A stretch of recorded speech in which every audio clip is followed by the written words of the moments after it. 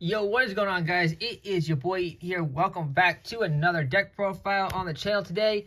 I did a Whitewoods deck profile not that too long ago, and it had great success. But in the middle of the video, I did say that there was another version of Whitewoods that I wanted to try out because this includes one of my favorite archetypes to ever exist, and that is Eldlich. So I took this to 2 tournaments, and I ended up with some decent results.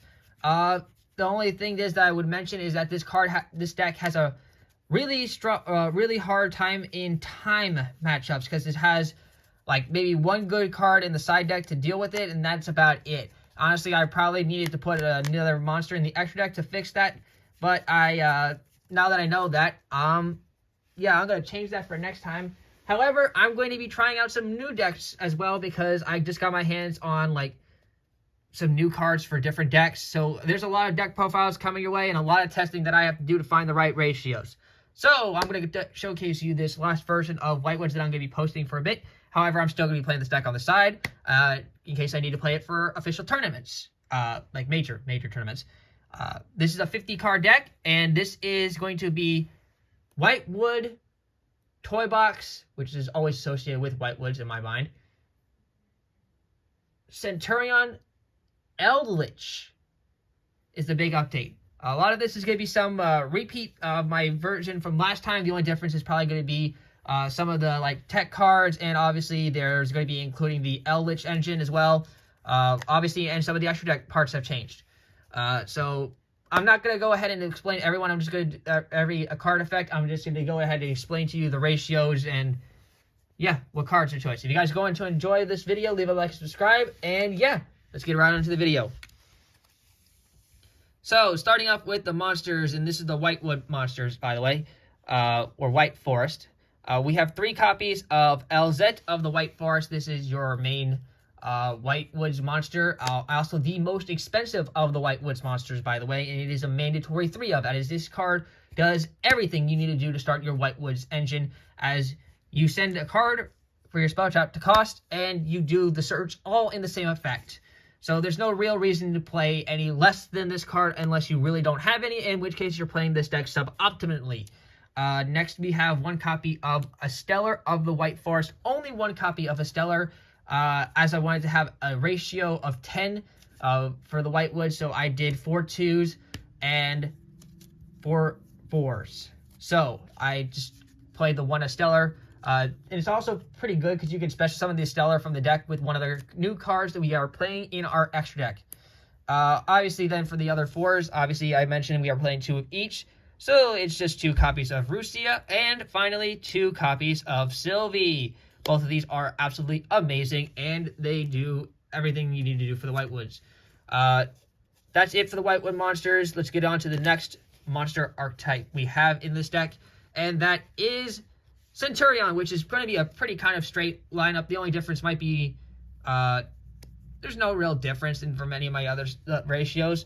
I had 2 copies of Centurion Primera, 2 Trudea, and then finally we have our 1 Gargoyle and 1 Emeth. It's a simple Centurion lineup. You don't need no more, no less. You could play less, but I feel like nowadays with how many people were going to try and stop this combo midway through, I do feel like playing more than 1 of each is pretty much very good, essentially. Also, the Centurion complements the Whitewood stuff very well. And so, therefore, I do think it's pretty good ratio to keep in this deck. Then, obviously, for our Eldliches, we are playing 2 Eldlich, the Golden Lord for this ratio. 1 High King and 1 Moneybag Greed version. The OG version I like to refer to him as. You guys know Eldlich has been a big part of my channel for a long time. There's so many. I have like at least 4 different deck profiles up there on my channel with Eldlich in them. I don't know why I don't know why I got rid of my Secret Slayer versions. I'm probably going to have to re-get my Secret Slayer version of this one. But oh my Jesus, I love Eldlich so much, yo. Then it's our 2 toy monsters. It's the 2 toy soldier, the 1 toy soldier and the 1 toy tank for the toy box engine. that ratio hasn't changed at all, and will pretty much always stay the same unless I decide to cut the toy box engine out, which I don't know when I'll be doing that for some unknown reason. Next, we have the one copy of the Iris Sword Soul. This is a new edition that I, through watching some videos, have seen people play, and I have tested it out, and I can confirm that this card does come up every once in a while. Plus, it's another monster you can special summon through the deck with one of our new extra deck monsters that we are playing, and also add some interruption for our opponent. Considering we also play a lot of effect monster negations, this card is pretty easy to dig out from the hand. Not dig out, special out from the hand. Hand trap wise, nothing crazy special here. Just 3 Ash Blossom and 2 Nibiru, the Primal Being, to round off for the hand trap monsters. Anyway, and that's literally all we have for the monsters. Pretty straightforward monster count and monster lineup. Not much I really need to explain. Spells, on the other hand, is where we start getting some interesting ratios in. So we're going to start off with 2 copies of Stand Up Centurion, the only field spell we play in the deck, and we do play 2 of it because I don't want one of them getting Cosmic Cyclone and not being have access to it. Plus, I do like the effect of having to pitch the ability to... Okay, so once Centurion Stand Up gets used the first turn, obviously you can't use its discard effect to place one from the deck the second turn. So I use it as usually a send it to the graveyard card cost for any of my Whitewood stuff, and then I just replace it with the next stand-up Centurion without having to, like, you know, just leave it on the board or automatically replace it. It gets used for something and then goes away, which is what I think this card's really good for. Plus, it's also another way I can put some of our Eldlich cards in the graveyard. Now we have 2 copies of Emblema Oath. Usually we would play 3 of this, but I wanted to have a good clean 50, and I cut one of them out for just to make it a straight 50 at the end. I don't regret this, and honestly, it's still a very good card. Doesn't waste my normal summon. Doing that in draw phase is also very good. Then it's just the 1 copy of Wake Up Centurion to round off for the Centurion spells. We only have the 1 White Forest spell, which is just Tales of the White Forest. I did consider playing Beware of the White Forest, and you honestly can if you decide to take out a copy of the next card, which is just 3 copies of Cursed Eldland. Almost said Golden Cursed Eldland. Well, it's just Cursed Eldland. You can take out one of this and play that other White Forest spell, the Beware, if you want to. I did this because I wanted to see the synergy, really, utilize the synergy between Eldlich and White Forest. Whoopsie. Sorry about that. I accidentally just knocked my camera. Please ignore that for future reference. Anyways, Cursed Eldland is, when it's sent to the graveyard through the White Forest effect, you get to send an Eldlich monster or a Golden Land spell or trap from your deck to the graveyard. So you send it to the cost for the Whitewoods, and yeah, you just work on from there. Like I said, sorry about the camera. I'm pretty sure I thought I had that tightened up pretty well. I guess not. I guess I'm going to have to fix that later. I'm going to try and push through now. Toy boxes. We only have 2 toy boxes. I decided to cut this down from 3 to 2 for this ratio. Because we have some other spells and traps we do like to get in the graveyard. The toy box engine wasn't as necessary. However, I did still want to include it because it does give us some free resources with the monster special summoned. Other spells we play in the deck is just 3 copies of Forbidden Droplet. Simply just, we send our spells to the graveyard, we get good use out of them, and 1 copy of Called by the Grave. That's pretty much it for the spells. Onto the traps, we have 1 copy of Woes of the White Forest, the only White Forest trap that we need, and also their only White Forest trap there actually is. This card has been overperforming for me. There's not one time where I've seen this card in hand and not been okay with it. Sometimes I feel like there are times that you may want to play more than this. Sometimes the search for this gets negated, and I feel like I miss that sometimes, and I'd rather see it open up in some situations. So that might be something I consider down later the line. Next, we have our 1 Centurion trap, which is just Centurion Phalanx. This card is not only a good interruption if we do draw it, or a discard fodder, because you can send it to the graveyard pretty easily, but it's one of our ways we can reborn our Centurion Synchro monsters. Then for the Elixir golden Eldlich card traps.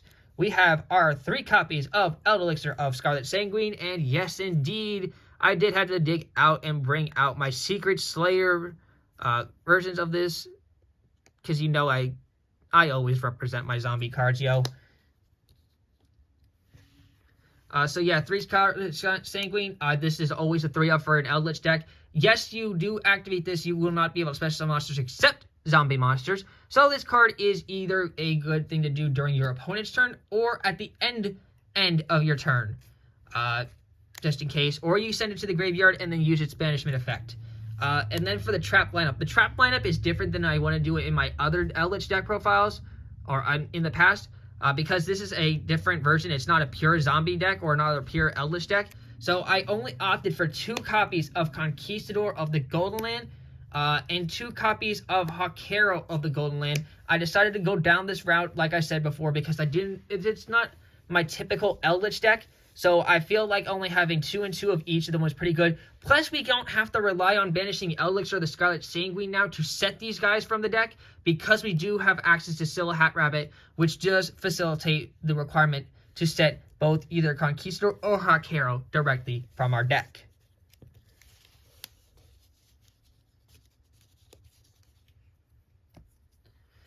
Then just to round it off for the traps, we have 2 copies of Infinite Permanence, and that's it. That's it for the 50-card main deck. Let's go on to the extra deck. Starting off with our Link monsters, we have 1 copy of Axis Code Talker for a nice big beat stick, 1 copy of Selene, Queen of the Master Magicians. This is pretty easy to get on the field. We have a lot of spellcasters in our deck, and it's just another great big body. You could play Closed Moon and Goddess, but I needed the extra big muscle to get over some problematic monsters, because sometimes this deck does not deal well with big bodies. Then we have our 1 copy of SP Little Knight, which is staple in any deck, and our 1 copy of Scylla Hat Rabbit, which, as I mentioned already, can now set our Golden Land spell or traps directly from our deck, which honestly connects this card connects all the versions. Being able to connect the Eldlich card or get in another spell trap directly from our deck to get to the White Woods, it just connects all of it, which just makes it absolutely essential for this version.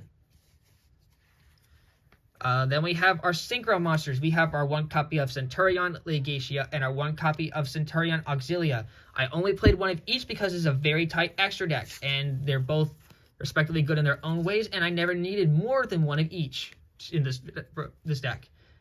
We are still playing Crimson Dragon, even with King Calamity's ban.